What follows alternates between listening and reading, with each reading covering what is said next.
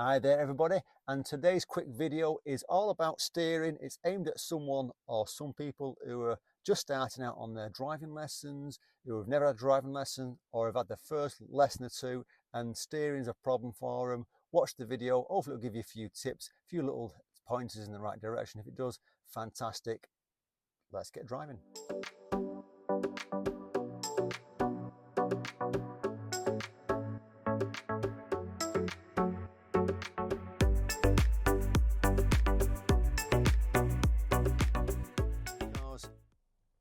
Steering crops up quite a lot where people struggle with it, and you can find all sorts of videos out there telling you what you should do, what you shouldn't do, but the bottom line is you need to be able to steer safely. And one of the best methods is the push and pull method, and I've been using it for years. It's not been a problem for me. And what you remember is when you first start driving, you really need to go slow and get used to how much steering you want to put on. This is in the UK, by the way. In different countries there's a bit more overlap, but so the push and pull method, when you're driving along the road, your hands really need to be about 10 to 2, quarters 3, so it's controlled, so they're not close together. You don't want to be at the 12 o'clock position or 6 o'clock position when you're driving along on a straight line, because it's just not got good control of the wheel at a point. So we're just going to go a left turn to start with. So we're going to go left, centre mirror left, signalling left, and your left hand will go a little bit higher to pull the wheel towards the left, and your right hand will just release a little bit of pressure so it slides along. And what you want to be doing is looking where you want to be going, and at 6 o'clock position your hands take over, so the right hand takes over, left hand lets it slide. While you're doing this, you're checking to your right and left still, so bringing it round nice and slow, and then anticipate getting straight and do some reverse. 12 o'clock position, change over, 6 o'clock position, change over, and looking to go around things.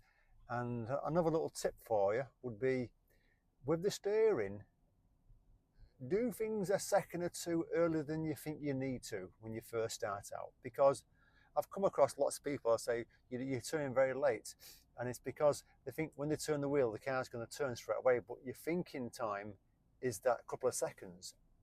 So I'm bringing it back in, left hand slap brings it across, right hand straightens back up. I'm just taking my time, not rushing. I'm doing about 8 miles an hour, looking to go around the car nice and early. Right hand pulls it across. So when you go around cars or obstacles, it's not a massive turn unless you're really close to them, in which case you've got to keep your speed down in the big turn. So another left turn coming up, and people say, when did you turn? Mirror signal left, mirrors left, signaling left.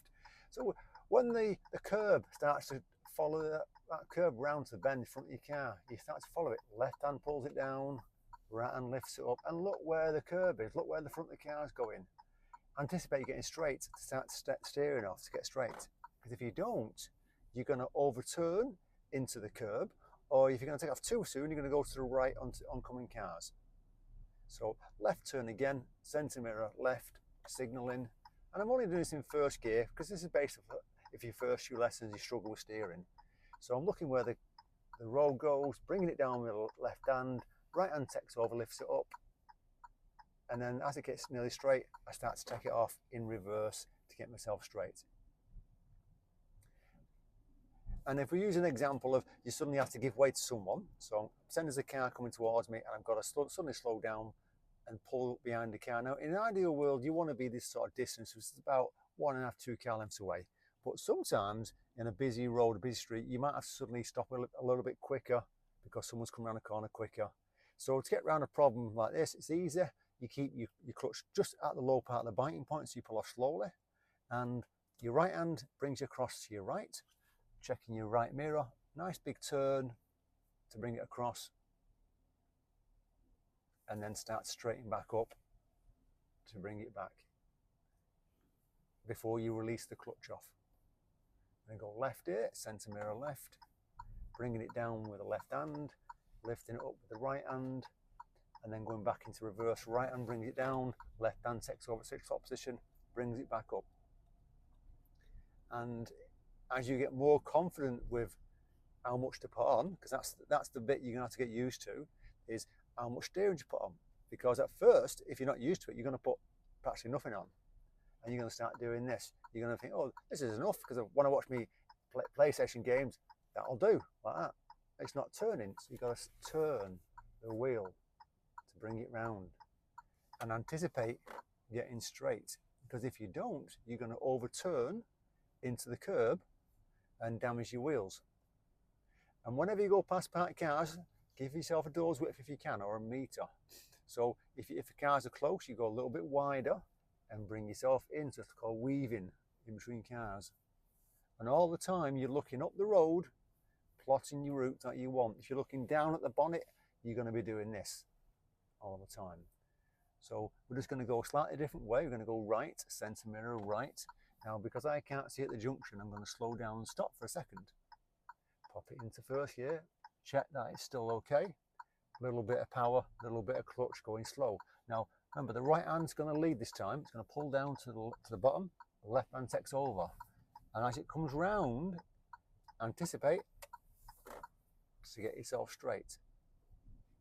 Because if you don't, you're going to make a mistake. And if you get more confident with your steering, it's getting better, then consider using your second gear there to build a little bit of speed up. So the same sort of thing happens all the time. You're not kind of rushing around them turns. So whatever speed you get to, whenever you come to a left or right turn, you've got to get your speed down to turn. Centre mirror left, going left again. Gently braking, and there's a few parked vehicles there, so I'm going to do a little bit of weaving. So I'm bringing it round. I'm going to go in the middle of the gap. So don't suddenly say I'm going to give a massive gap on the left and then you clip the car on the right.